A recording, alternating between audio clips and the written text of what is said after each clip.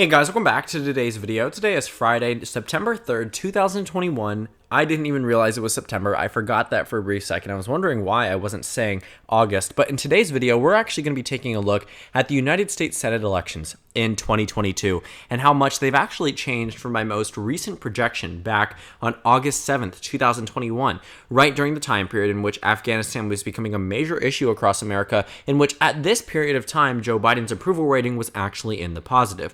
So a bit of an understanding about where we are politically speaking. The 2020 presidential election wasn't super close, but was still close enough that it could have gone either way. Many states that had gotten down to a very minuscule margin were Wisconsin, Pennsylvania, and Georgia and Arizona, all states that were decided by a percentage point or less. So looking at these states, these are amongst the most competitive for 2022 as well. Keep that in mind. In addition, Joe Biden's approval rating was higher on August 7th, 2021. In fact, a 7-point difference between those who approved of him and disapproved of him. Today, that number remains at 45.9%, with 48% of the country disapproving of him, making this margin 2.5%, effectively a 3-point deficit for the President of the United States. So looking at 2022, there are 5 retirements so far. The states of Alabama with Richard Shelby, the state of North Carolina, Richard Burr, Pennsylvania, Pat Toomey, Ohio, Rob Portman, Missouri, Roy Blunt, with some potential retirements from Patrick Leahy in Vermont, Ron Johnson in Wisconsin, Lisa Murkowski in Alaska, Chuck Grassley in Iowa, and John Thune in South Dakota. Those 5 additional senators have yet to announce whether or not they are actually running for re-election. John Thune is a tricky case there because he did say he plans to run for re-election, but has yet to formally announce his re-election bid. All in all, though, most retirements expected to be on the Republican side. Not a lot of wave retirements for either political party. Besides, I would say maybe you could take the Republican cases a wave because of Pennsylvania, Ohio, North Carolina. We really don't need to worry much about Alabama or Missouri. As of right now, those races remain relatively uncompetitive. The reason why I'm considering the state of Alaska to be a safe red state is because even though the challenger there, Kelly Tshibaka, seems to be leading Lisa Murkowski, she is also a Republican. So in terms of overall party control, the control is absolutely not different whatsoever. So I'm characterizing all of the states that I would deem straight off the bat as safe Republican states, safe Democratic states. Now, these haven't changed. This is not a different map from the most previous projection. In fact, that map actually has not changed at all, besides the state of Iowa being included as a safe red state for a brief period of time. But now that we're into the 11 states that are considered to be toss-ups, of course, not every state can or should be considered a toss-up, even though it is in that characterization. This just means that it is competitive, means that it isn't considered to be safe, but it's still very much at this point in time, we know which direction these states are going to go in. So this actually starts out with the state of Colorado, which I would characterize straight off the bat as a likely Democratic state. Now, even though Joe Biden's approval rating is starting to dissipate and starting to fall off, this does not necessarily mean that Colorado is a state where you can expect the Democratic margin of victory to be below 5% at this point in time. They have a Democratic incumbent. It's Michael Bennet in this race, and Joe Biden actually won his election in 2020 in the state of Colorado by 13.5%. Effectively, a 14-point margin of victory for the Democrats in Colorado. Very resounding one, if I was to say so myself. A lot of room to fall for the Democratic Party. But that's it. In terms of the likely Democratic states, did they have any additional ones previously? I do not believe so. No, they did not. This was the final one, the only one I will characterize as a likely Republican state. But for the Republicans, I have 4 total states that I would characterize as likely Republican. The first one being the state of Iowa. Now, the reason why this one is likely Republican actually is rooted in the 2016 margin of victory for Chuck Grassley here when he won 60% of the vote. Now, he has not yet to announce whether or not he's running for re-election, which is why I keep it in the likely column under the event that a Republican does replace him. And even if he is to run for re-election, many people in Iowa have already expressed that they do not want him to run for re-election, that he is too old. If he is to serve out this term, he would be one of the longest serving senators in the United States Senate. In addition, in terms of his electoral history, Chuck Grassley has served for a third of the state's history. So for as long as Iowa has been a state, Chuck Grassley has been in office in Iowa for a third of that in total history. Quite fascinating, if you ask me. So that puts the numbers here at Chuck Grassley at, I guess, a good position if he was to run for re-election, the Republicans, whatever it might be. Overall, Iowa is a likely Republican state. It is also joined by the state of Ohio, who also had a pretty strong margin of victory in 2016.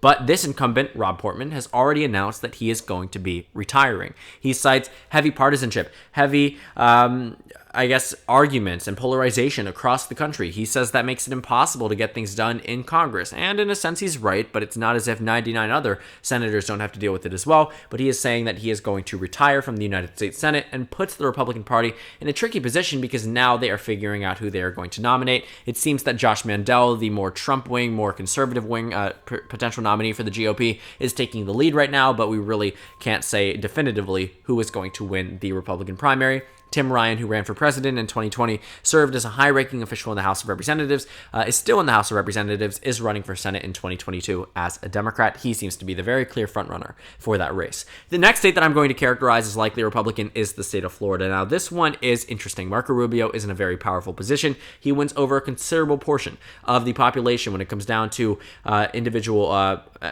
in terms of demographic groups. So looking at 2016, let's see if we can take a look here. He won by 8 points across the state in 2016. He won the Florida race here by 7.7%. Now, that is a very astonishing margin for a state like Florida. Florida is a very, very competitive state, regardless of what type of year it is. Marco Rubio was just able to do go against all expectations. So looking at Florida, Marco Rubio won here with 7.7%. I will say that this is a margin that I could easily see replicated in 2022 without a doubt, especially given the circumstances of the national environment at this time. Reminder that these projections are made if the election was held today. Joe Biden being at a negative point certainly does not help the Democratic Party.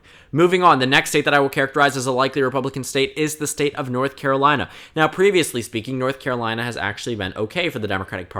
For a long period of time in my projections, for about 2 months there, it was considered to be a tilt Republican state. It moved over into the lean Republican state, and now it is in the likely Republican column. Do I expect this to hold through 2022? Potentially. The Republican Party is in a much more powerful position now than they have ever been throughout the entirety of this year. This Afghanistan crisis has really put Joe Biden and the Democratic Party in a very unfortunate position. They do not come out of this unscathed no matter what. There is not going to be some type of major change in terms of the way the public perceives Joe Biden for the foreseeable future. It is obviously possible, and I'm not saying that it's not going to change. I'm just saying it's going to be difficult, and that Democrats are going to see repercussions in 2022 relating to Afghanistan.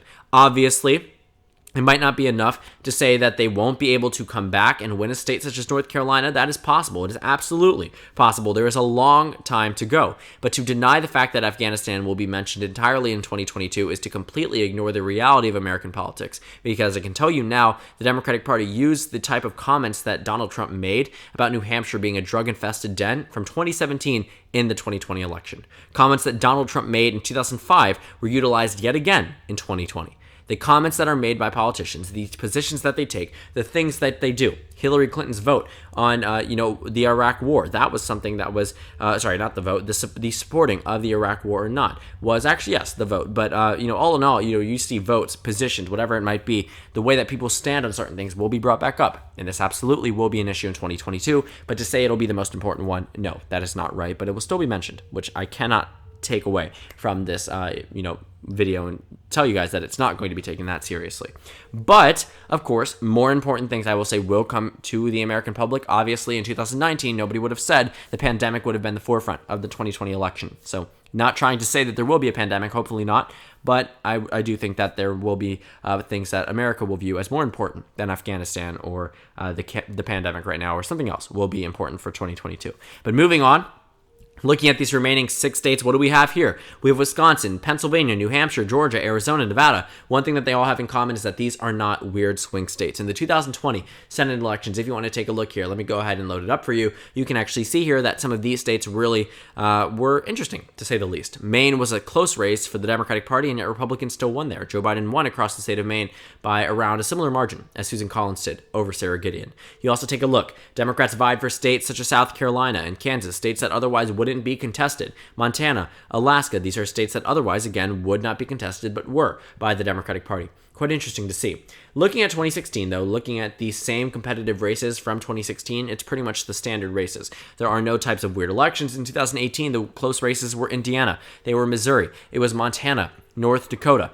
Fascinating to see that they were competitive, but now they probably won't be considering who is in office. But even in 2016, Indiana was a close race. That was a race decided by 10 points. Missouri was a close race, a race decided by 3 points. A number of races were closer than they had been in the past. In 2022, these are just the standard type of rundown in terms of the close races. Now, The Democratic Party, I would say, at this point in time, isn't in a powerful position at all when it comes to these Senate elections. I'm looking at this map and I'm saying that this is not good for the Democratic Party. If I was a strategist at this point for the Democrats, I would heavily invest in some type of character campaign for Joe Biden. That's exactly what the Republicans did. What the Democrats did in terms of the Biden favorability rating. For the first time in his entire presidency, he is disapproved of by the American public in terms of favorability rating. What does this mean? How much do you like Joe Biden? Do you like him as a person? Do you think he genuinely cares about America? These things come to mind when it comes down to favorability rating. Now, in terms of job approval rating, that's a little bit different. Someone can say they like Joe Biden as a person, but disapprove of the job he's doing in office. That is very possible, and it is possible. People are doing it right now.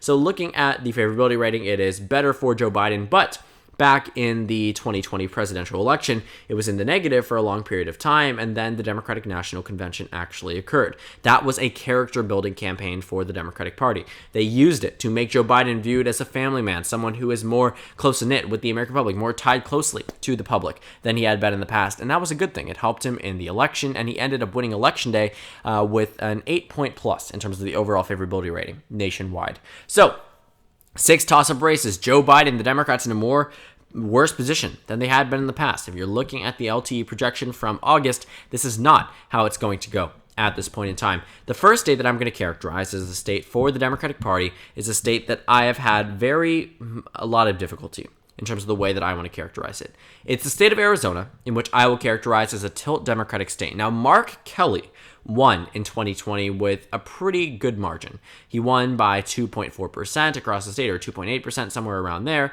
2.4% across the state. He defeated Martha McSally. He was okay. I will say that he is probably one of the stronger Democratic candidates for 2022.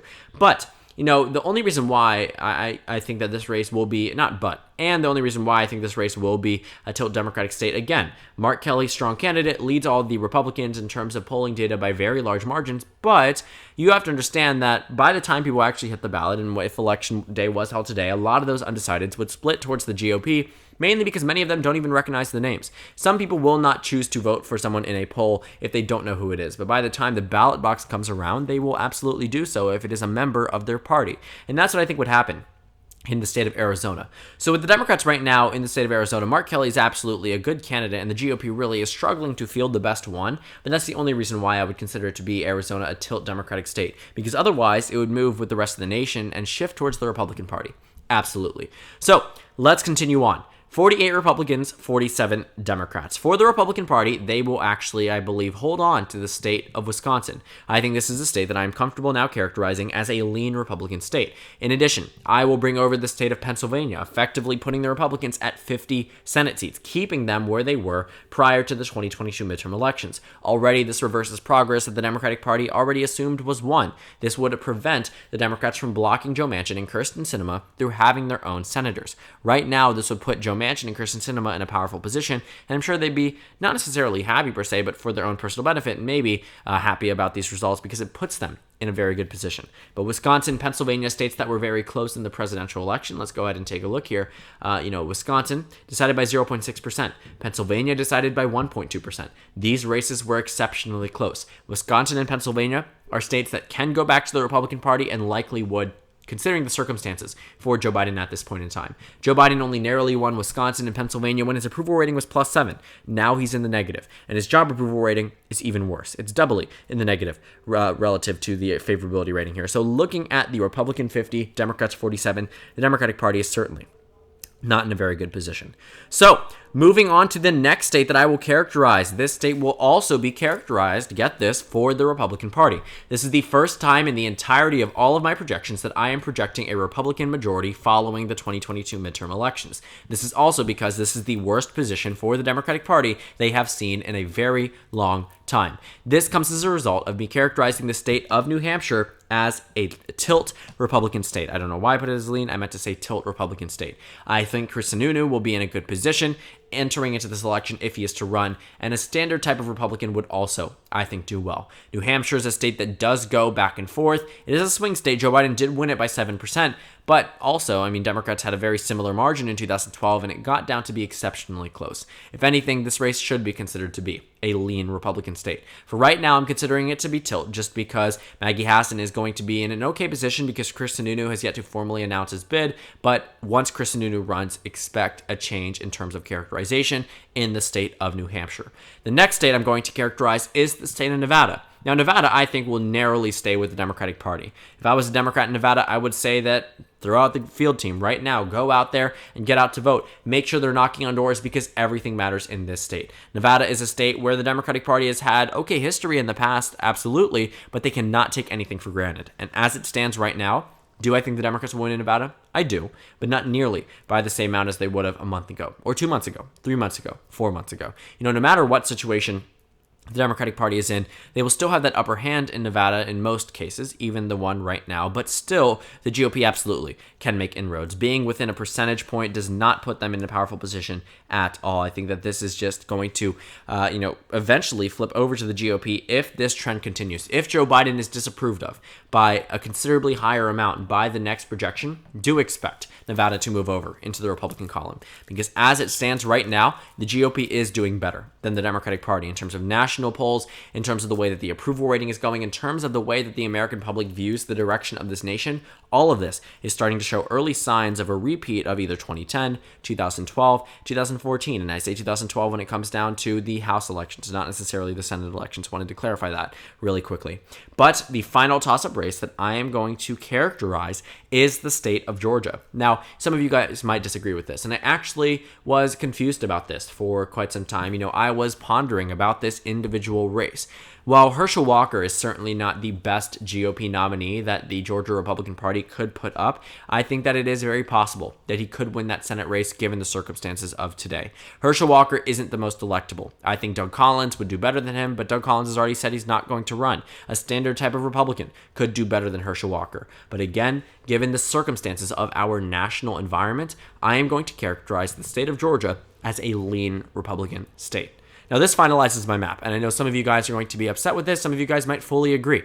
I want you to understand that this is a projection that is made entirely based off whether or not the election would be held today, which, with the election being held today, not whether or not. But just looking at this final map, what do you notice? A lot of lean Republican states, a lot of tilt Democratic seats, one tilt Republican state. The rest are safe and likely. Most of the states are safe and likely. We practically have barely any swing states, and that is interesting to see. But just looking at many of these races, they are 100% changeable. That some of these races could go either way depending on the circumstances of our national environment. A lot of it is reactionary towards the president of the United States. And as it stands right now, I am confident and will stand by this projection that Republicans will win control from the Democratic Party with 52 Senate seats, effectively flipping the states of Georgia and New Hampshire.